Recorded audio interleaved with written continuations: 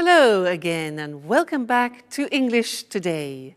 This is DVD 17 and the fifth DVD of your upper intermediate level.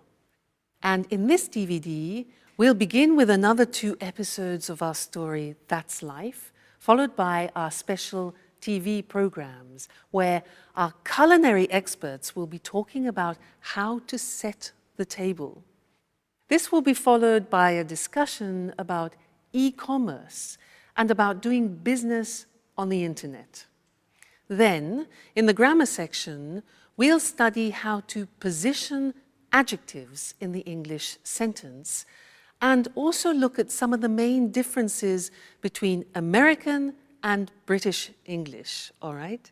So, enjoy yourselves and enjoy your viewing.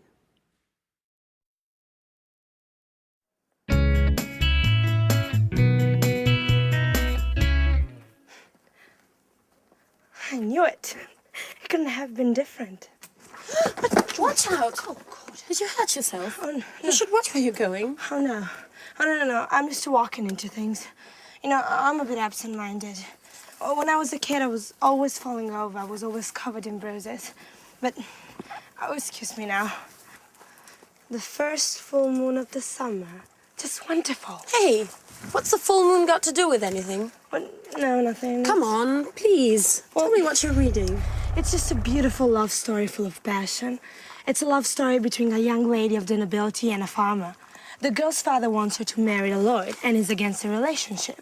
So he arranges to have the young farmer kidnapped and locked away in a secret room to die of hunger and thirst. What a sad story. Isn't it rather depressing? Well, oh, wait a minute. I haven't finished. The kidnapping happened on the first full moon of the summer. Just a moment before, the 2 lovers had arranged to meet. Legend says that every year on that night, the young girls return to look for her lover. Do you see? What should I see? It's a legend. Don't tell me I should believe in such a stupid thing. Well, on the contrary, I think you should. This is the interesting part. This love story took place here, in this house. And tonight, there's the first full moon of the summer. Oh, this is so exciting. I know this holiday would bring some pleasant surprises. You must be mad. And by the way, where on earth did you find this book? Well, up in the attic. It must have been written by one of Paolo's ancestors. If I'd known that room contained some treasures like this book, I'd lock myself in there for the whole holiday. You shouldn't go nosing around everywhere, Michelle. Well, then you should leave me alone then. I'm going to get the others together now, and we'll devise a plan for tonight so we can look for the young girl's ghost.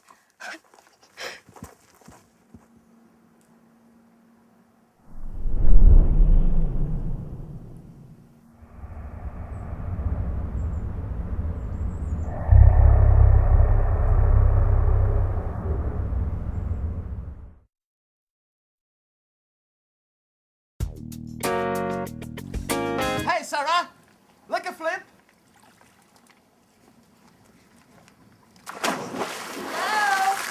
Hello. I'm glad you're here. We've been here since noon. You've made an incredible discovery. What's this about? Well, according to Michelle, this house is home to the spirit of a young girl. And this young girl is going to appear to us tonight as a ghost. Don't make fun, okay? It's true. I read it in a book I found at home. And I can feel it, too. There's a strange atmosphere, almost surreal. I think the only strange thing here is you. That's exactly what I said. Okay, enough of that. Listen to me. This is the plan for tonight. When the moon's high in the sky, we'll get some candles and go and look for the ghost. Paolo, didn't you know anything about the story? Well, my grandfather did tell me something about it. When I was a boy, I used to go looking for spirits with my cousins. And didn't you feel frightened? I know, it was a great fun. Sure, everyone knows ghosts don't exist. Oh, you're wrong there. You know, one night, we heard some strange noise. Someone was shouting. Oh, we were so scared. And we ran up to our rooms and my youngest cousin cried for 2 days. He was so terrified. What rubbish. I think you just invented the whole story. Okay, stop arguing. Paolo and I are going to look for the ghost tonight. Sandra, you coming with us? Well, I don't really believe in these things, but if you're both going, well, why not? It'll be a bit of change from the other evenings. And By the way, I'm quite curious to find out whether this ghost really exists or not. Sarah, are you coming with us? Oh no, I don't believe in spirits, and I don't do such stupid things.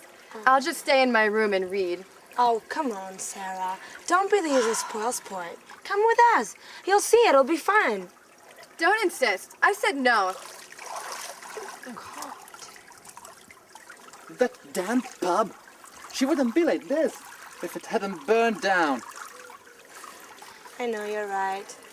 Let's try not to let our problems get us down. Sandra, can you call Mike and Anne? And we'll tell them what's the plan for tonight. Okay. Ghost hunting under a full moon, yeah.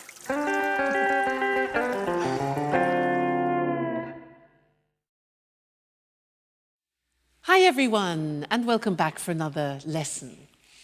Now, as you've been watching our story, That's Life, you've probably noticed that there are different Englishes, different accents, like British English, American English, Australian English. Yeah, now you can often notice that from the accent. But we don't only notice the difference from the accent. There are also differences in vocabulary. And this is something that I want to look at with you now, especially between British English and American English. So we'll look at the screen and you can see the words written, because British English and American English, when I meet, for example, an American person, I usually don't have any problems understanding. But occasionally, let me tell you this story. An American said to me once, he said, hey, do you have a moose? And I didn't know what to answer. He said, do you have a moose? Now, in the English language, a moose is either the dessert that you eat at the end of a meal, like chocolate mousse, or it's the animal with antlers that you see in Canada. So none of those things were appropriate for the situation that we were in. So I had to say, sorry, what do you mean by moose? And for him, the moose was a mattress. You know, part of the bed that you sleep on, a moose was a mattress. So I was just flabbergasted. I could never have guessed that a moose was a mattress. So let me show you or introduce you, maybe you know some of these already, especially if you watch the cinema a lot. Some of the difference in terminologies and vocabulary between American and English, all right? Now, look at the screen. In British English, we talk about living in a flat, which is a small house in a condominium. So that's a flat. But the Americans tend to call that an apartment, all right? Then we in England have gardens, which are often attached to our houses or our flats. But in America, they call that a yard, all right? A yard. So in my backyard, you often hear. Then when you have rubbish, in England, we put the rubbish in a rubbish bin. But in America, rubbish is garbage. So they put their rubbish in a garbage can. So rubbish bin, garbage can. If I say in British English, I'm going to town, the Americans will say, I'm going downtown. I'm going downtown. In England, walking along the streets, the part beside the street itself, beside the road, is called a pavement. But in America, that is called a sidewalk. Pavement, sidewalk. We put our cars in a car park, but in America, they call a car park a parking lot. Okay, parking lot.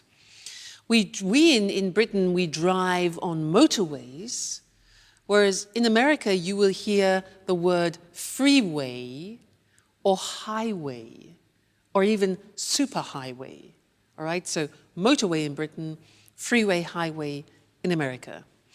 Then when all the roads come together, we call that in English a junction. But the Americans call it an intersection. Junction, intersection.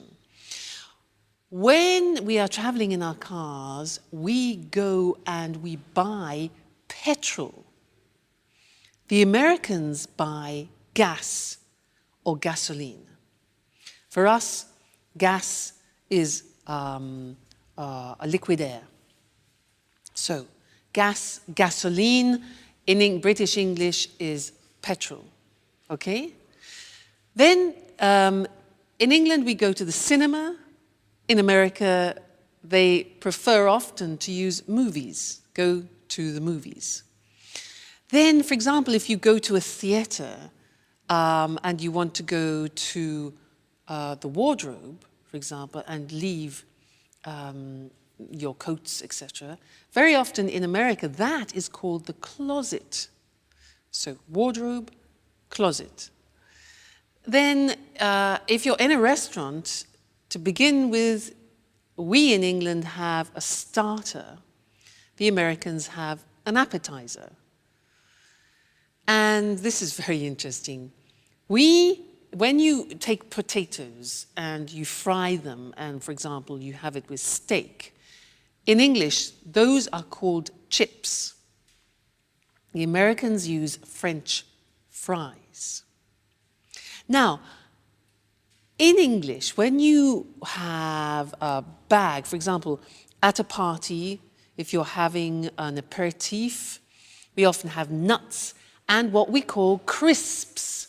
Now, crisps are very thin pieces of potato chopped up very finely and then cooked, usually in hot oil, and put in plastic bags. Now, we call those crisps, but the Americans call them potato chips. So it's very confusing. For us, chips is what you have with steak, and the crisps are the things that you have in the bag, all right? And one more thing, in Britain we talk about summer, winter, spring and autumn, but often in American English, you will hear autumn referred to as fall. So those are just a few examples of the difference between British English and American English. But keep noticing the differences especially when you're watching films, because it really is very interesting and it will help you in preparation for when you go to both countries. All right, so good to see you again, and I look forward to seeing you again in the next lesson. Bye.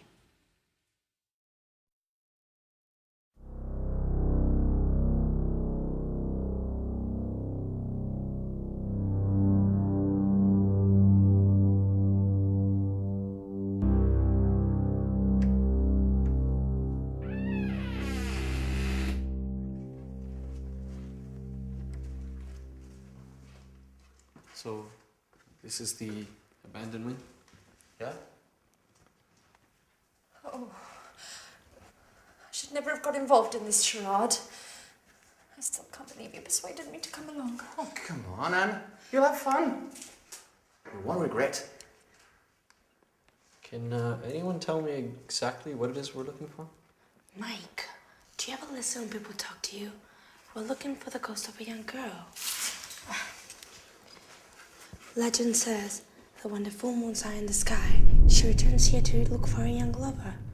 She walks up and down the secret spot where she used to meet him. And where is the secret spot? Well, we don't know.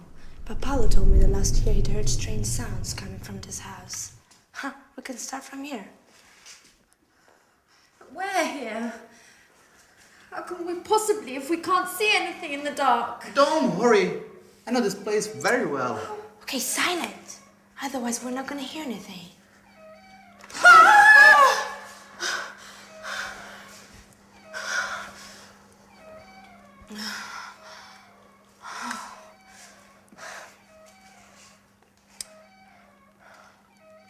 Did anyone ask Sarah if she wanted to come along with us? Of course we did. She isn't interested. She doesn't believe in ghosts!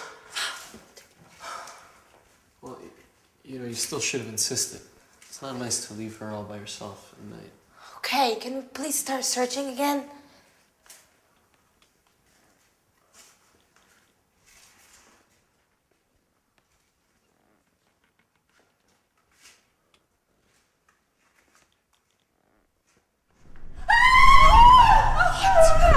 What? There's somebody here. Somebody I don't see anything. Are you sure? touched me on my shoulder. Yes, I'm sure. I'm sure they squeezed my shoulder.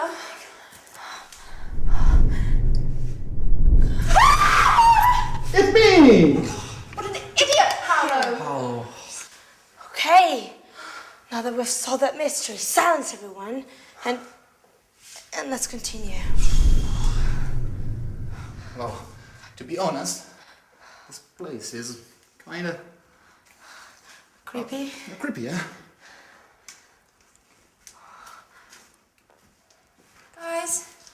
Guys, wait for us. Please.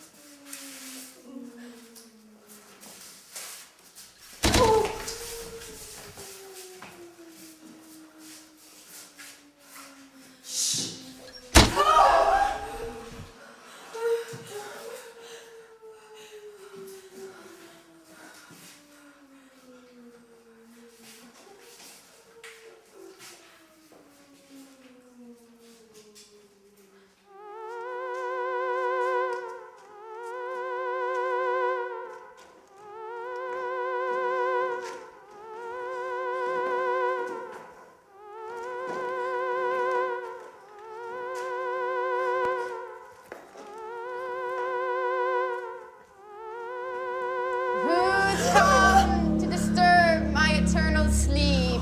Crikey, I'm not feeling very well. I think I'm going to faint. Shut up! Well, no, we read about you and we want to get to know you.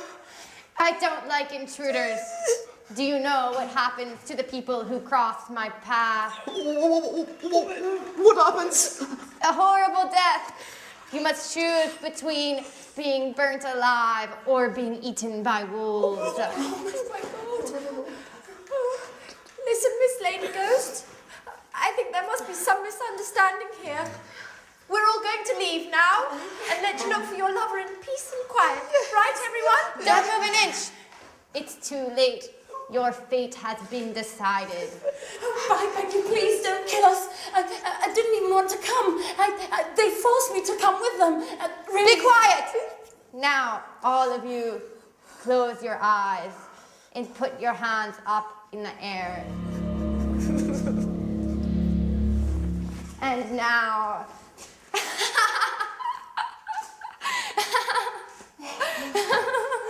Sarah! So you were the ghost? Yes, I was in my room reading when I thought of dressing up and scaring all of you. And I must admit, it was worth it. You don't know how funny you all looked. Your faces white with fear and your voices pleading for mercy. I've never had so much fun. Yes, but you gave us all a big shock. Yes. But if it made the old Sarah come back, then long live ghosts!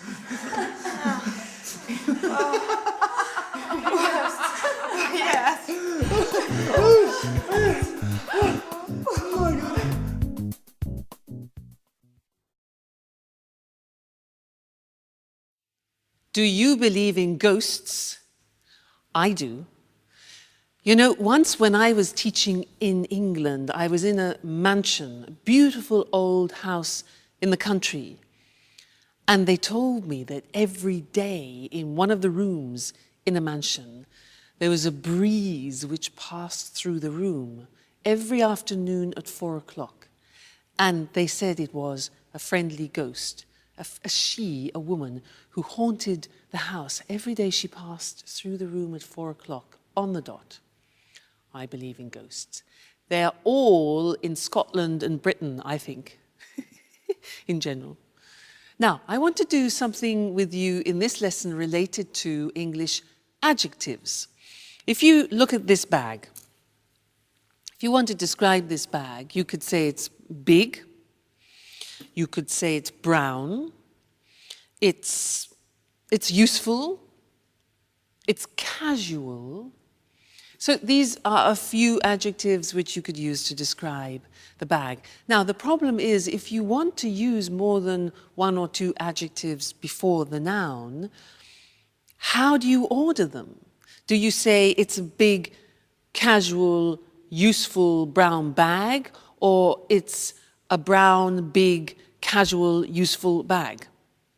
That's the problem. Well, in English, there is an order, a specific order, which we're now going to look at on the screen together, so that you can decide every time you're using adjectives what order to put them in. Let's take the bag. So look at the screen. The first adjective that we would say is the adjective of opinion. So adjectives of opinion are, for example, interesting, boring, fascinating, in this case, useful, okay, or even casual. Then we talk about the dimension or the size. So it could be big, small, thin, thick. In this case, the bag is big. After we talk about the age, is it new, is it modern, is it ancient, is it old? And I think we could say about this that it's a new, more or less, a new bag. So far we have a useful, big, new bag. Then we talk about the shape. This bag is square. It could be oval. It could be round. So we've got shape. Then we talk about the color. For example, pink, blue, light green, brown. After that, the origin. Is it French, English, American, Italian? Okay. And then the material it's made of. If it's wooden, plastic, woolen, cotton in this case. So, if we want to describe this bag using all those adjectives, it would become this. Its opinion. A casual, big, new, follow the screen, new, square, brown, Italian cotton bag. Okay? Now, we don't usually put 8 or 9 adjectives before the noun, but if you do want to use 3 or 4, then that's the order which you follow. And remember that in English, all adjectives go before the noun, not after, because in some languages you can put adjectives before the noun and adjectives after the noun. However, in English, the rule is adjectives always before the noun. Okay? Great. So that's the lesson about adjectives, and I'll see you very soon. Bye.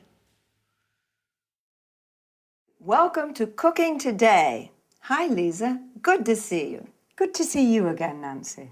Lisa, tell us what you're going to talk about this time. I've chosen a letter in particular. I've received so many.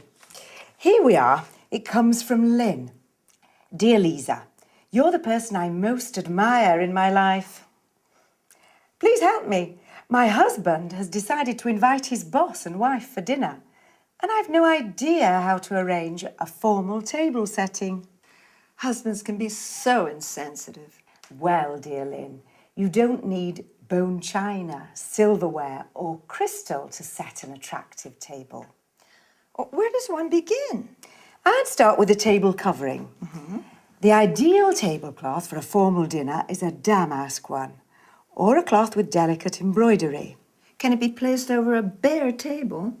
You'd better place a protective padded cloth underneath. What do you think about placemats? They're acceptable for every occasion except formal dinners. And table runners, aren't they pretty? They are, and very trendy nowadays since they come in a wide range of colours. Now, tell us about napkins. They're usually sold as a coordinated set with tablecloths. She's not supposed to use paper napkins, I suppose. Oh, it's considered a bit crass. You can use paper napkins for picnics. Is a napkin ring necessary? Why not? In the past, each family member would have one, either of wood or engraved silver. Today, they're available in many materials and styles. Now, what about dinnerware? I think that a set of one-colour dishes would be very smart. Round plain plates, a side plate, and serving dishes are perfect. What about glassware? The best for formal dinners is a long-stemmed goblet of medium height. Lynn will need a wine glass, a water glass, and a flute for champagne. And cutlery, how do you arrange forks and knives? Forks are placed to the left of the plate. Spoons and knives to the right, with the blade facing the plate. At the top of the plate, you place dessert forks and spoons. Of course, carving forks and knives are necessary when serving roasts. I see. How do you feel about centerpieces? Well, a basket filled with fresh flowers would smarten the plainest of tables. You can also use candles. It's a real work of art. Yes, and a pretty setting makes food taste better. Thank you, Lisa, for this informative chat. It was a pleasure. Now, let's see which term Lisa used to talk about table setting. First of all, she said there are different kinds of table coverings. A tablecloth is what we use to cover the table with during meals. Placemats are individual settings for more informal meals. Table runners are long and narrow pieces of fabric which can hold several places. A centerpiece can be placed in the middle of the table, usually with fresh flowers as decoration.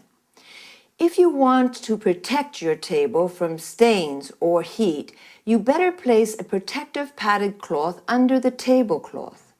A napkin is what we use to wipe our mouths with while eating. Today, paper napkins are rather convenient, but don't use them when Lisa is invited. A napkin ring is a ring of different materials, fabric, wood, silver, which allows people to identify their personal napkin during family meals. Now, let's go to dinnerware or dinner service, also called crockery. All plates, side plates, or serving dishes used for meals. Glassware refers to glasses that can be wine glasses, water glasses, or flutes, used to drink champagne. A stemmed goblet is a tall glass with a stem used in formal dinners. Cutlery, commonly referred to as silverware, refers to forks and spoons and knives. Serving forks and spoons are used to serve food from the serving dish. That's all for this time. See you again next week. It's the new frontier of retailing. It's revolutionized the way we do business, and it brings in customers from all over the world. Of course, I'm talking about e-commerce. I'm Eric Brown, and this is Let's Talk, the discussion program with our commentators, Tom and Marie. Good evening, everyone. Good evening. Well, what are your thoughts on e-commerce? Do you buy things online? Of course I do.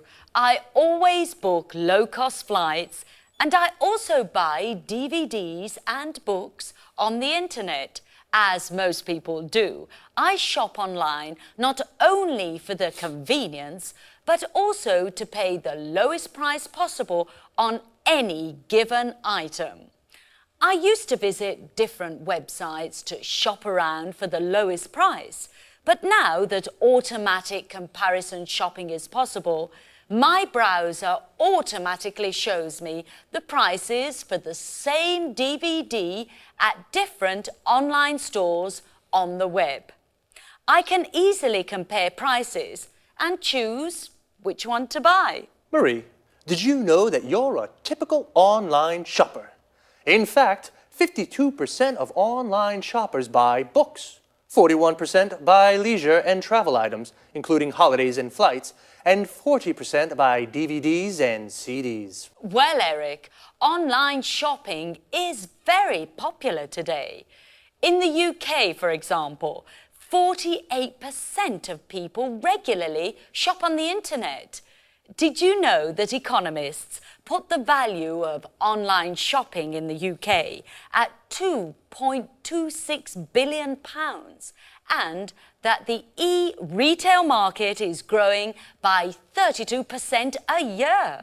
Actually, that doesn't surprise me. E-commerce is having a huge impact on the way we do business. It's increasing markets, improving efficiency and effectiveness, and is transforming business processes. Tom, why are you so quiet? What do you think about e-commerce? Well, to tell you the truth, I'm very skeptical about e-commerce for many reasons. Why exactly are you skeptical? Well, let's start with the issue of security. Credit card details can be stolen, and it's possible to order goods from bogus companies, ones that don't really exist. There are also lots of scams to trick people into handing over their login details for online banking, and then their accounts are emptied. So, according to you, buying things online is risky. Yes. Also, you can't be sure you'll get the goods you ordered, and if there's something wrong with them, who pays for the goods to be returned? You do. Tom, I agree with you, but up to a certain point. There are some problems with e-commerce, but these problems aren't stopping people from spending more and more online. At the same time, e-commerce has many advantages for business people. Could you explain some of these advantages, Marie? Well, it's cheaper for a retailer to set up a website than it is to rent a shop, fit it out, and pay someone to work there. Besides, a website has global reach, so customers can come from all over the world. Okay, an interesting discussion. But I'm afraid, yet again, we've run out of time. Once again, I'd like to thank our commentators. Thank you. Thank you. And goodbye to everyone. And see you again next week for another edition of Let's Talk. The topic today was e-commerce, electronic buying and selling. More specifically, we spoke about e-retailing and online shopping. Retailing is the selling of goods directly to consumers.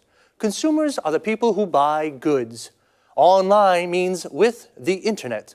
So, online shopping is buying things on the internet. The e-retail market, that is the selling of goods online, is growing. Well, online shopping has its positive aspects and negative aspects. Marie said you can find the lowest price thanks to automatic comparison shopping. Automatic comparison shopping means your browser, the program you use on the internet, automatically shows you the prices of the same products at different online stores. An online store is a virtual shop on the web. The web is another word for the internet. With this kind of shopping, you don't have to shop around. To shop around means visit different shops to look for the lowest price. It's cheaper for retailers, people who sell goods to consumers, to set up a website than to fit out a shop. To set up a website means to develop a website. Notice how we say to fit out a shop. This means to make a shop ready for use. For example, add shelves, lights, mirrors. Tom, on the other hand, is skeptical about e-commerce. This means he has doubts. He says online shopping is a risk. There are lots of bogus companies. These are companies that don't really exist. And lots of scams. A scam is a trick to steal money from people. Again, we have run out of time. To run out of something means you have finished it. So, goodbye and see you again soon.